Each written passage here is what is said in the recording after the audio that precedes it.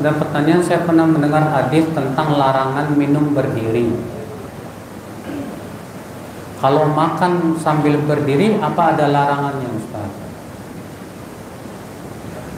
Kata Ibnu Abbas. Ya, ini pertanyaan kayak ginian Pak pernah ditanyakan kepada Ibnu Abbas. Kalau larangan apa? Kalau minum tidak boleh, bagaimana dengan makan, Ibnu Abbas? Apa kata Ibnu Abbas? Daka asyad. Itu lebih berat lagi. Itu lebih apa? Lebih berat lagi. Ya. Ini kalau minum aja nggak boleh, apalagi apa? Makan. Ya. Ini disebut oleh dalam istilah ilmu fikih itu qiyasul aula. Qiyasul aula. Memang ada riwayat-riwayat bahwa sebagian sahabat makan sambil berjalan. Akan tetapi kata para ulama itu dibawa kepada karena kebutuhan, karena dibutuhkan. Ya, karena kebutuhan sehingga akhirnya mereka pun makannya sambil apa? Berjalan.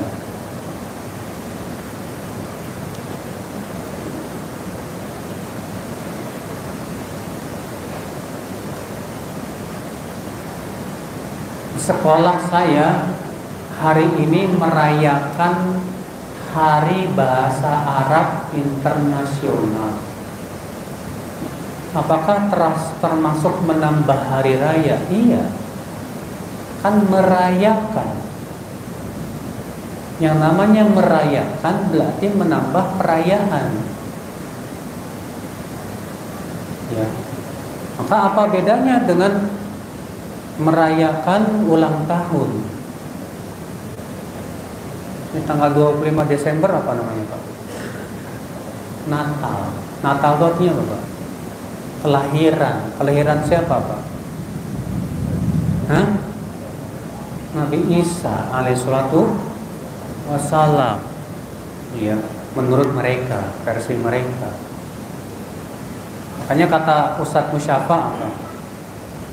Adanya Natalan itu adalah pelajaran buat kita umat Islam, bahwa yang suka merayakan ulang tahun itu mereka, bukan kita.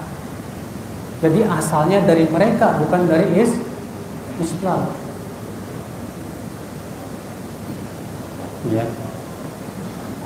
Karena itu akal Islam nggak ada, dan tidak perlu kita merayakan Hari Bahasa Arab. Nggak perlu. Yang penting tuh antum belajar bahasa Arab. Kalau antum belajar bahasa Arab, Masya Allah, bisa baca kitab ulama, itu lebih besar, lebih agung daripada merayakan Hari Bahasa Arab. Lebih merayakan perayaan hari ini, hari itu, hari ini, hari itu, sama sekali tidak ada dasarnya dalam syariat Islam. Antum setiap hari akhirnya merayakan hari ini hari apa? Hari ibu, besok hari bapak, besok hari bibi, besok hari membaca, besoknya lagi hari goes. Terus aja udah tiap hari sama. Iya. Tidak ada manfaatnya, Pak. Yang terpenting bagi kita adalah yaitu bagaimana hari kita itu di hari itu kita tidak berbuat maksiat. Makanya kata seorang ulama apa? Hakikat hari raya itu adalah hari yang dimana kita tidak memaksiati Allah. Itulah hari raya. Iya.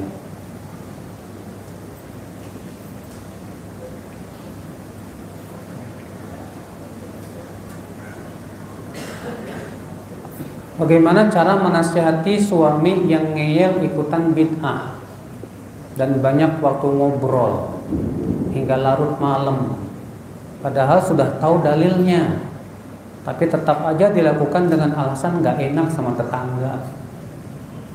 Ini loh Pak, kebanyakan kita gitu Pak. Kalau sama tetangga nggak enak, sama Allah nggak ada istilah nggak enak.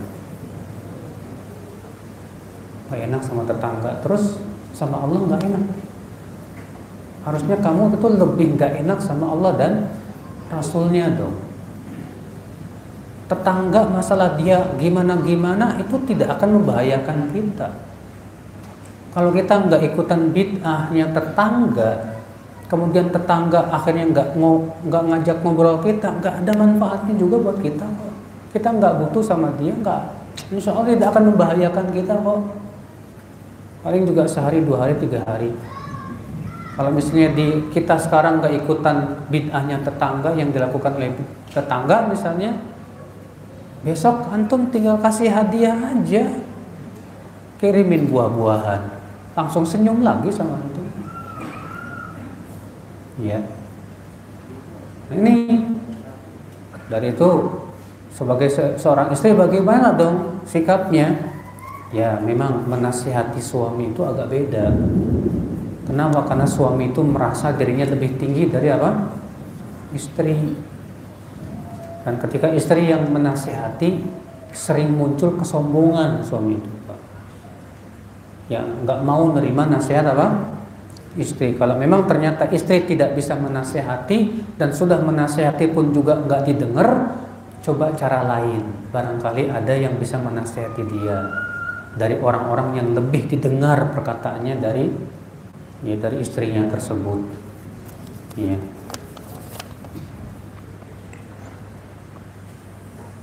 Bagaimana kalau saya melihat-lihat Facebook, YouTube dan lain-lain sambil zikir, Ustaz?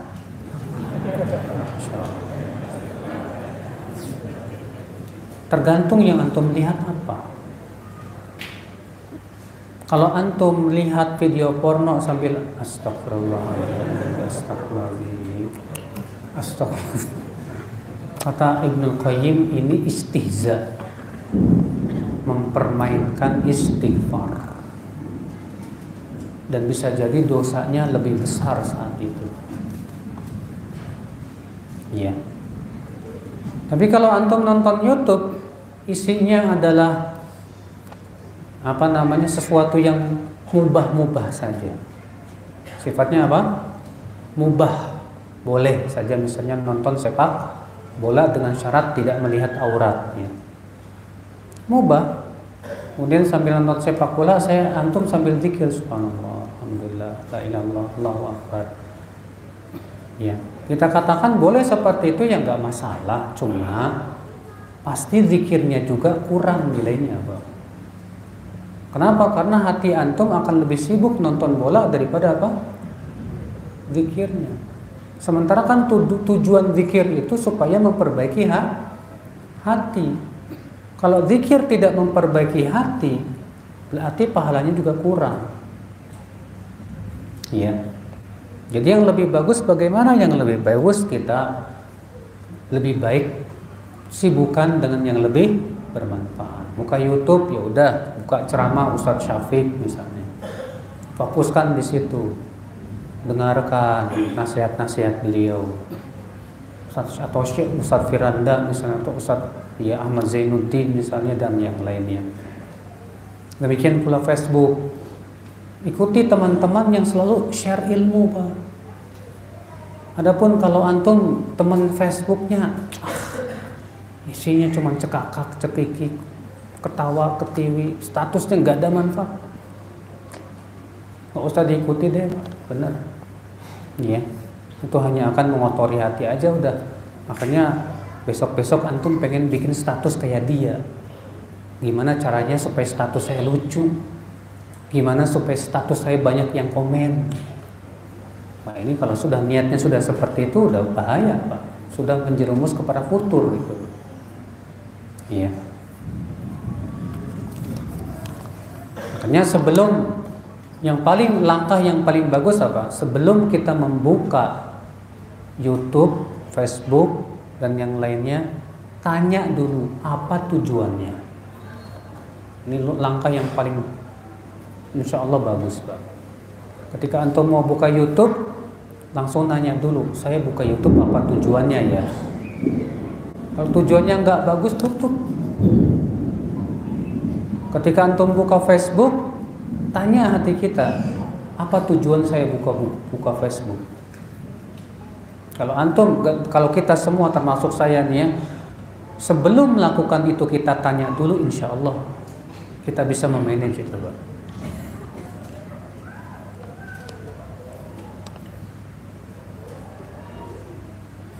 Saya mau bertanya, jika kita ngajak keluarga membaca Quran atau mentadaburinya, tapi jawabannya yang penting sudah sholat 5 waktu, apa yang harus saya lakukan, Ustaz? Yang kamu lakukan adalah yang penting kamu dulu sendiri. Kamu sibukkan dengan mentadaburi Al-Quran, membaca Al-Quran, itu dulu deh. Baru kemudian sedikit demi sedikit, kalau mereka sholat 5 waktunya udah bener, biasanya sholat 5 waktu itu akan memberikan kekuatan. Karena kan Rasulullah mengatakan as-sholatu nurun, sholat itu cahaya. Kalau memang sholat 5 waktunya mereka bener, tumaknina, khusyuk, itu biasanya akan memberikan kekuatan pada mereka untuk melakukan kebaikan-kebaikan yang lain.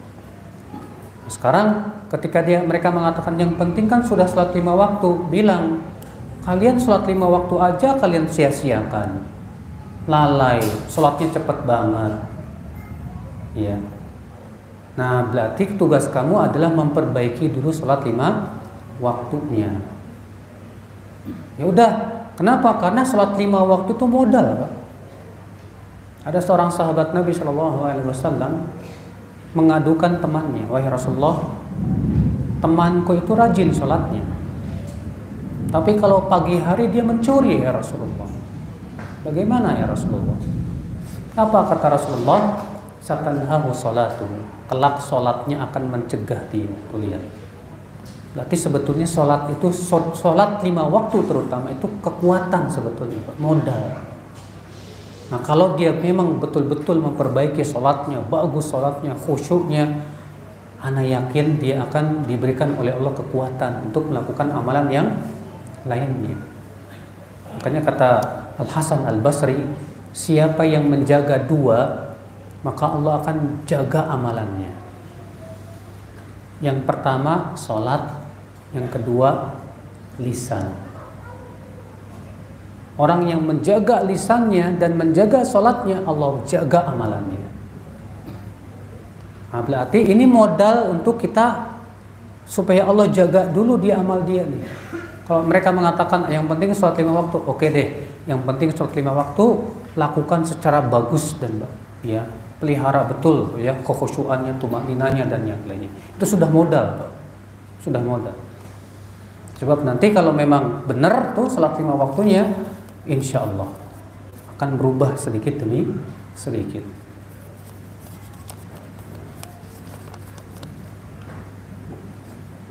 Bagaimana sikap kita dengan munculnya Syiah Rafidhah di Pulau Gebang ini? Sikap antum yaitu antum sebarkan artikel tentang bahaya Syiah Rafidhah, sebarkan ke masyarakat tentang hakikat apa Syiah Rafidhah, bikin artikel kayak apa, bisa lembaran bagi-bagi ya nih tentang Syiah Rafidhah, ya tentang bahaya mereka, ya supaya orang sadar akan bahaya orang Syiah itu.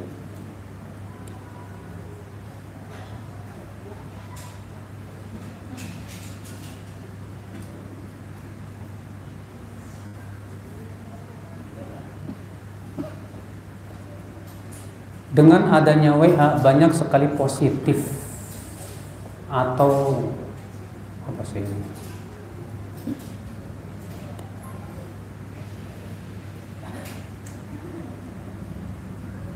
Banyak sekali positifnya, banyak tausiahnya di HP.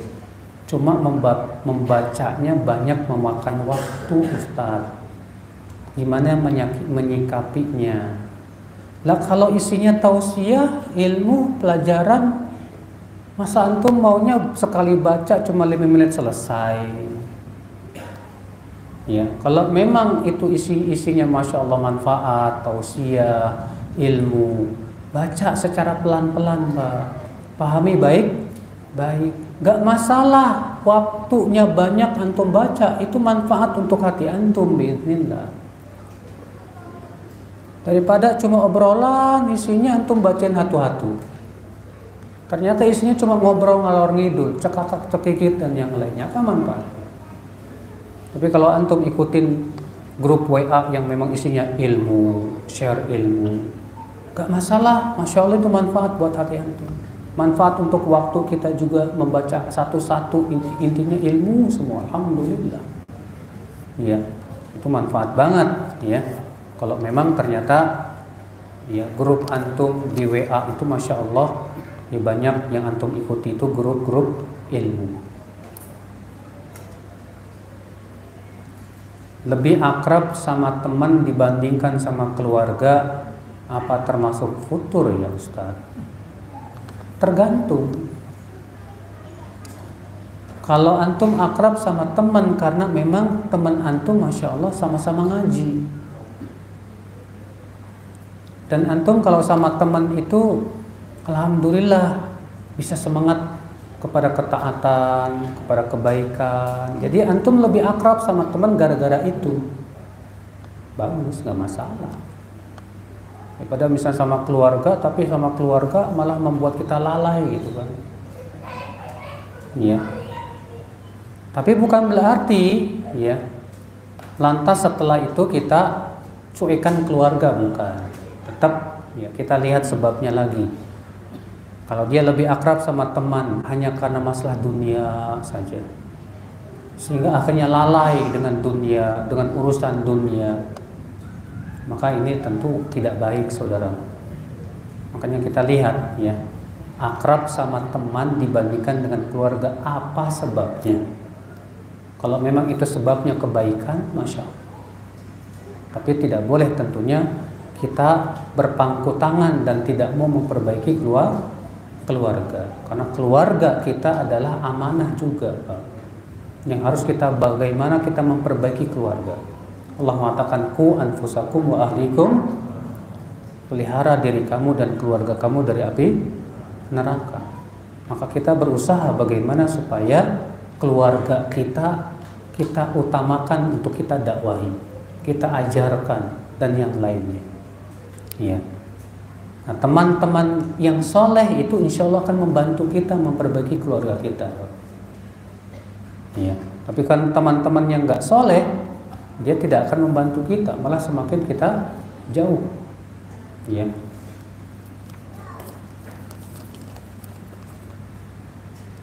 Bagaimana menghadapi manusia yang menyebarkan aib kita tanpa melakukan tabayun terlebih dahulu, sedangkan yang menyebarkan tersebut orang yang sudah paham agama. Ya. Sikap kamu adalah datangi dia dan kamu luruskan. Maaf ya akhi, ana dengar antum menyebarkan aib ana. Apa benar? Ya. Kalau dia mengatakan enggak, kata siapa? Berarti selama ini kita juga yang salah. Sudah suudon duluan sama dia. Tapi setelah kita tabayun sama dia dan dia membenarkan, maka pada waktu itu kita luruskan. Yang antum sebarkan itu sama sekali enggak benar. Antum kasih buktinya begini. Kalau sudah antum luruskan dan dia tetap saja ngeyel, itu dosa dia, Bang. Ya, dosa merusak kehormatan seorang muslim itu lebih berat daripada dosa riba, loh. Kalau dosa riba kan disebutkan dalam sebuah riwayat yang dihasankan oleh Syekh Albani, 1 dirham riba sama dengan 36 kali berzina. Bayangkan. Ternyata Rasulullah mengatakan, wa inna arbar riba yang paling riba itu apa? Istitalatul rajul ala irdi akhihi. Seseorang merusak kehormatan saudaranya. Itu lebih berat dosanya daripada riba. Iya, mengerikan. Maka kalau misalnya antum sudah cross check dan antum sudah luruskan, dia tetap saja menyebarkan aib dan fitnah ya terhadap antum, Allah itu berat ini. Rasulullah bersabda, man qala fi akhihi ma laysa fi adkhalahu Allahu radghatal khabal hatta yakhruja mimma qala. siapa yang menuduh saudaranya dengan sesuatu yang tidak ada padanya, maka Allah akan masukkan dia ke dalam nanah dan darah penduduk api neraka sampai ia membawakan buktinya. Ngeri tuh Pak, orang kayak gituan. Ya. Jadi itu ya sikap antum. Sikap antum adalah datangi dia, tabayun, cross check, lalu kalau memang benar luruskan. Ya, luruskan. Bagaimana kiat-kiat menjaga hafalan? Sering murojaah. Imam Bukhari ditanya, "Hai Bukhari, bagaimana caranya kamu kok punya hafalan luar biasa?" Apa kata Imam Bukhari? Bimudawamatin nazar fil kutub. Sering-sering mengulang. Baca buku, diulang lagi. Kalau kita sering murojaah, hafalan kita kuat. Tapi kalau antum jarang murojaahnya, lama-lama hilang. Makanya Rasulullah sabda apa? Ta'ahadul Quran. Sungguh-sungguhlah kalian untuk menjaga hafalan Al-Quran. Lahuwa asyaddu tafallutan minal ibil fi uqliha. Karena Al-Quran itu lebih mudah lepas dibandingkan unta yang diikat. Ya, makanya selalu ya para ulama yang ditanya tentang gimana sih cara menjaga hafalan, jawabannya itu Pak, sering-sering murojaah. Nah, kalau jarang murojaah, hilang pasti itu. Ya. Bagaimana sikap istri jika suami belum terlalu taat, Ustadz? Tapi suami tersebut bertanggung jawab dan sering membantu pekerjaan istri. Alhamdulillah. Masalah kurang taatnya ini ya tinggal diperbaiki. Ya dengan cara apa? Di antaranya dengan mengajak dia ke kajian. Ya, karena kan hati itu membutuhkan siraman rohani. Dan tidak mungkin diberikan siraman kecuali dengan menghadiri majelis apa? Taklim. Minta izin sama suami, setel tuh radio ke atau ceramah ke. Jadi ketika suami ada di rumah bisa ngedengerin ceramah ustadz. Di situ dia akan bertambah tuh Pak. Ya, karena sering mendengarkan. Karena yang namanya hati itu Pak, kalau sering diasah sering begitu, lama-lama Masya Allah. Ya. Maka dari itu masalah tidak terlalu taat ini jangan menjadi sesuatu yang besar di mata kamu, jangan. Ada seorang ibu bertanya kepada saya, Ustadz, boleh nggak saya minta cerai dari suami? Kenapa Bu alasannya? Suami saya nggak mau tahajud. Hah?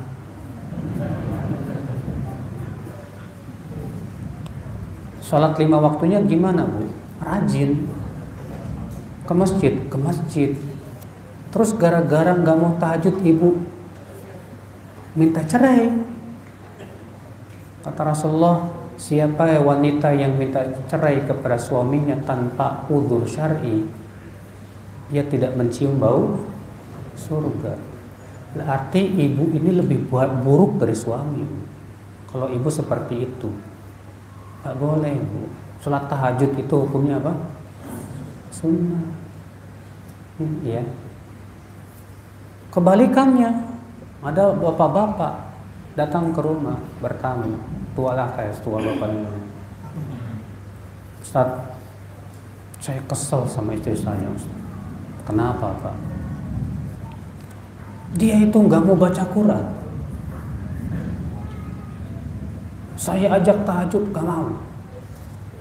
Saya ajak sholat sunnah gak mau. Saya kesal banget Ustaz. Rasanya pengen saya cerai aja udah. Saya bilang, Pak, dengerin ada hadisnya loh Pak. Rasulullah bersabda, wanita mana saja yang sholat 5 waktu berpuasa Ramadan, menjaga kemaluan, menaati suami, maka dikatakan kepada wanita ini, silakan masuk surga dari pintu surga mana saja. Ternyata Rasulullah cuma bilang 4 loh Pak. Sholat 5 waktu, puasa Ramadan, menjaga kemaluan, menaati suami. Bapak mintanya yang lebih dari itu.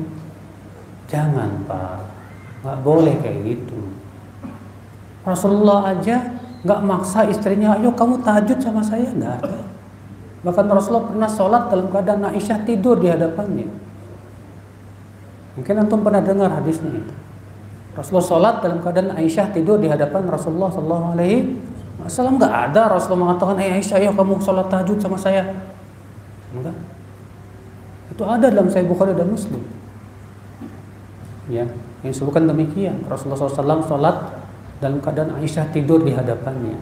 Ketika telah tersisa sholat witir, baru Rasulullah membangunkan Aisyah untuk sholat witir. Nggak ada maksa harus sholat tahajud, harus baca Quran, harus puasa sunnah. Ya, ini bahaya Pak, kayak gini. Maka dari itu Bu, kalau suami ibu kurang ketaatannya, tapi dia menjaga sholat 5 waktunya, bertanggung jawab sama istrinya, alhamdulillah, bersyukurlah kepada Allah. Cuma terkadang begitu, ketika akhwat sudah ngaji, udah pinter, meremehkan suami. Suami saya bukan level saya lagi. Kan bahaya. Iya.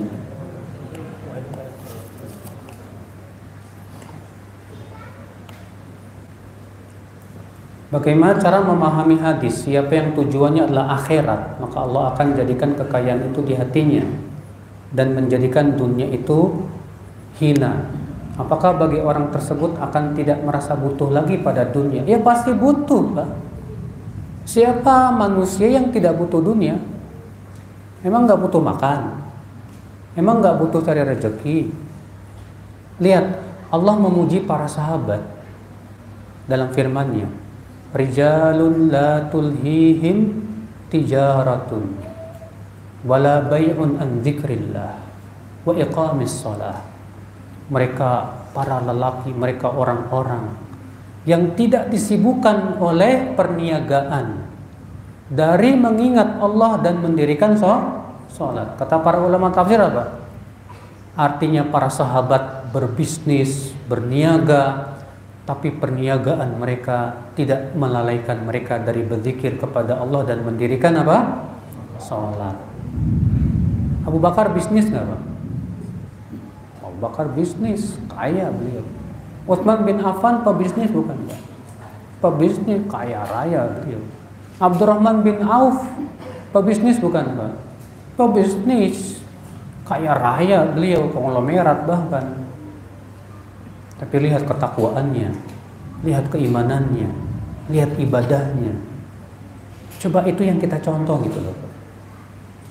Makanya ya, mereka menjadikan dunia itu seperti ludah. Kita butuh ludah tidak Pak? Antum gak butuh ludah? Ludah bermanfaat gak buat tubuh kita? Kita butuh ludah. Tapi kalau antum meludah, antum inget-inget nggak? Ludah saya ketinggalan misalnya. Enggak. Jadikan dunia itu seperti ludah gitu, Pak. Kita butuh ludah, betul. Kita sangat membutuhkan ludah. Tapi kita tidak merasa cinta kepada ludah. Ya. Nah, itulah para sahabat Nabi Shallallahu Alaihi Wasallam. Makanya siapa yang tujuannya akhirat, maka Allah jadikan hatinya kaya. Maksudnya apa?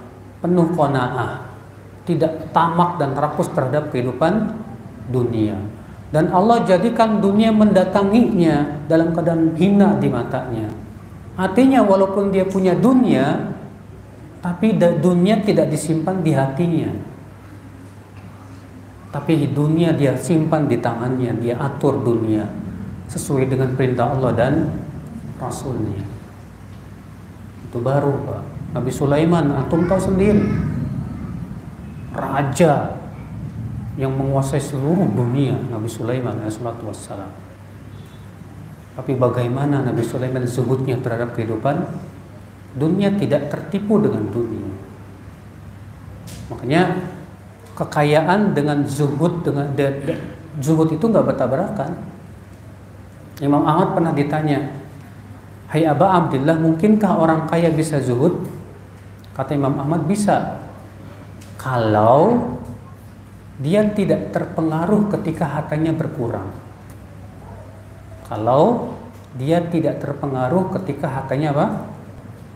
Berarti kalau kita masih terpengaruh oleh keadaan harta kita, misalnya ketika harta kita mulai berkurang, jadi gelisah, berarti kita sebetulnya tidak zuhud. Ya, itu artinya kita menyimpan harta di hati kita. Artinya kita sudah mulai cinta harta. Kalau usaha kita mulai kolab, udah pusing kayak stres banget, itu artinya kita masih belum zuhud. Kalau orang zuhud, ya ketika hartanya berkurang ya udah, ya yang penting kan saya udah usaha. Ketika usahanya sudah mulai kolab, ya udah dia serahkan semuanya sama Allah Azza wa Jalla. Mau usaha saya mau tambah kolab, yang penting saya sudah usaha. Yang namanya kehidupan kan tidak akan terus selamanya di atas. Terkadang di atas, terkadang di mana? Di bawah. Allah berfirman, "Wa tilkal ayyamu nudawiluha bainan nas." Itulah hari-hari kami silih bergantikan di antara manusia. Sebagian ulama mengatakan artinya hari ini kita kaya, mungkin besok kita miskin. Hari ini kita senang, mungkin besok kita susah. Hari ini kita tertawa, mungkin besok kita menangis. Ya. Tapi seorang mukmin itu Pak, yang hebatnya mukmin itu apa Pak? Takwanya nggak berubah.